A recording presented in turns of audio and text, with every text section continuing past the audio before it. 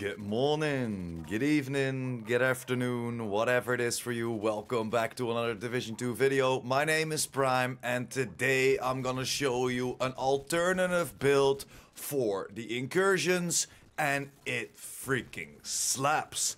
Yesterday, of course, I showed you that video how to unlock the closer and the setup blueprints. Those are named blueprints that you can now unlock. So if you didn't know it yet, I will leave the link on the screen for the video right now. But of course, it's all about this build and we are incorporating the closer. Yes, this is a spotter striker build and does an immense amount of damage.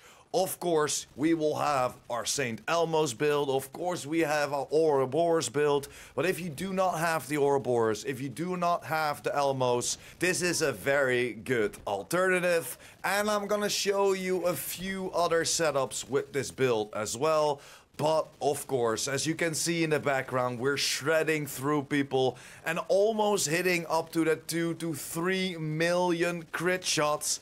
Of course, within the Incursion, so don't forget, we have some team boosts active, but this build, man, a lot of people are gonna enjoy it if they don't have the Ouroboros or if they don't have that Saint Elmos. There are a few combinations that can be done with this build, but overall I like it a lot. And because of that closer is up for grabs for anybody, we are incorporating that closer. But again, I will show you a few different setups with this build as well. But that's enough gameplay, enough intro. Without further ado, let's dive right into the build, shall we?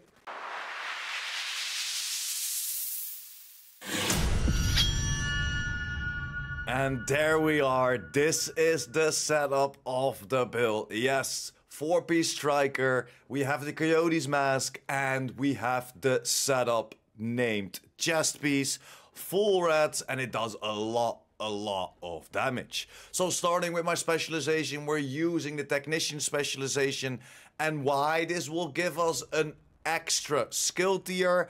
Everybody around our hive, of course, we are running a reviver hive right now, but it depends on which boss you play against. You can also go for a booster hive, for example, at the last bosses, the lovebirds. And then everybody that's standing near your hive will be immune to shock and some other status effects, but it's of course all about the shock, because Johnson will shock your ass if she has those shock bullets. That's why we're using that technician specialization, and of course for that linked laser pointer. Going over to my main guns, of course we're starting with that Kingbreaker. It has a weapon damage of an extra 20% because it's on expertise level 20, 146.9k damage, an RPM of 748 and a mag of 50. I rolled damage to target out of cover on there, and of course the talent will be perfect flatline. Amplifies weapon damage by 20% to pulsed enemies. After 2 kills, applies the pulse to the next enemy you hit. But because we're running around with that linked laser pointer, as you can see, we don't really need that 2 kills applies a pulse to the next enemy you hit, because we always pulsing people. Next to that, we chose to go for 2 mods of critical hit chance, and of course that extra rounds minus the reload speed. My secondary gun will be the lefty, or you can go for the ACS-12. Of course, the rock and roll version is even a better solution, but I chose to go for the lefty because we had some problems with throwing that grenade, and of course, that perfect sledgehammer comes in clutch with doing 40% more damage to armor and having a minus 30% movement speed for whoever we apply that mark on. And that's why I'm using the lefty, and of course using this to make sure that my stacks stay up on par so I can do the most damage possible with, of course, strikers. Then for my handgun, you can choose whatever you like. Go for something that you don't have proficient yet, because that will save you materials and of course duplicates to donate.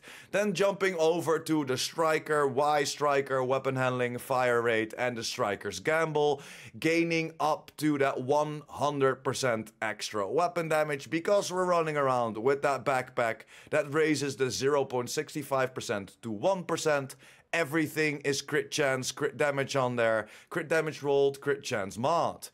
Gloves, critical hit damage, knee pads, critical hit chance, and the holster, critical hit damage as well. Then jumping over to the closer, and yes, you can craft this right now. So craft it for your full red closer, because this comes with the perfect spotter. Amplifies total weapon and skill damage by 20% to pulsed enemies.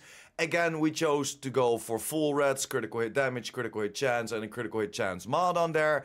And of course, maxed out weapon damage because we found it this way.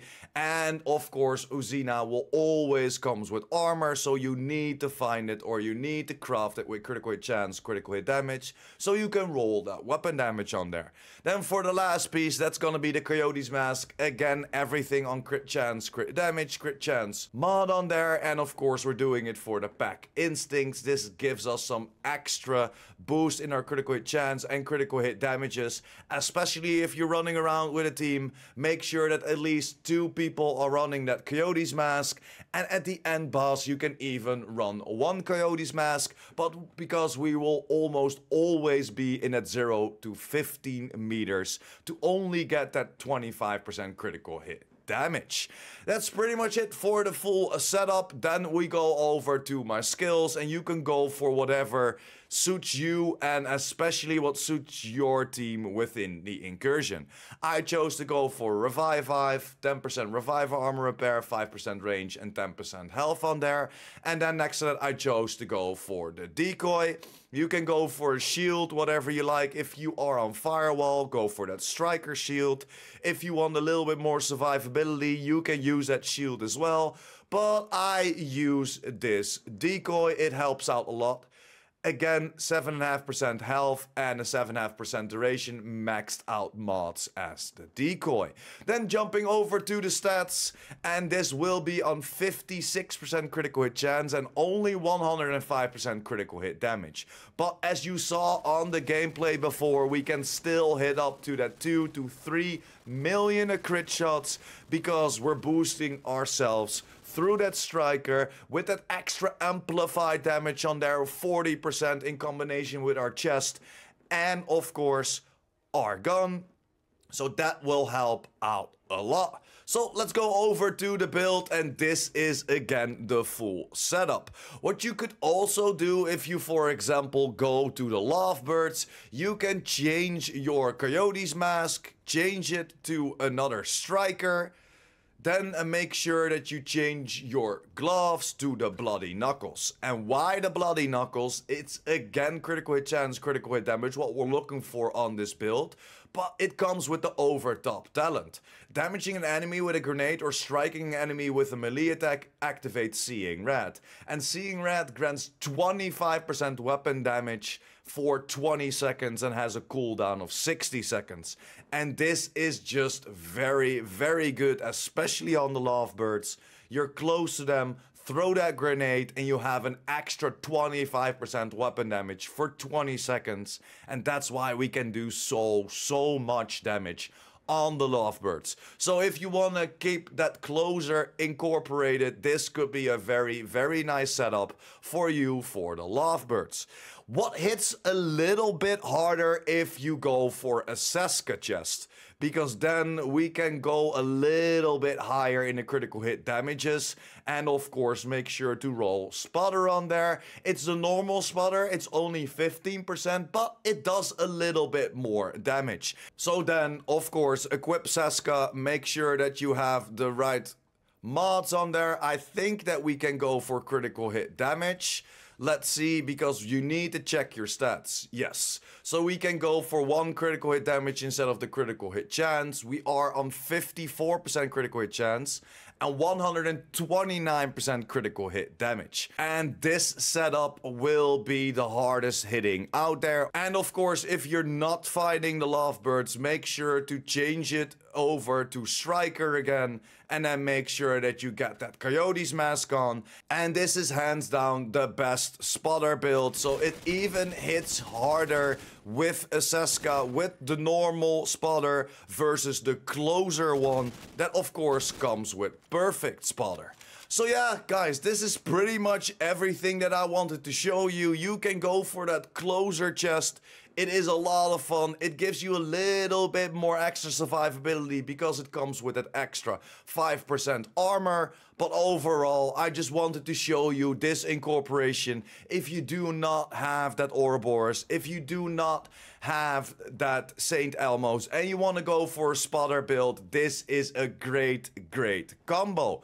Thank you very much for sticking until the end. You are a freaking legend if you're still here. Like the video if you like the video, and of course, if you're new here, you want to be updated about the Division 2, the Division universe, and the future Division 3, make sure to hit that subscribe button as well, and I will see you in the next video.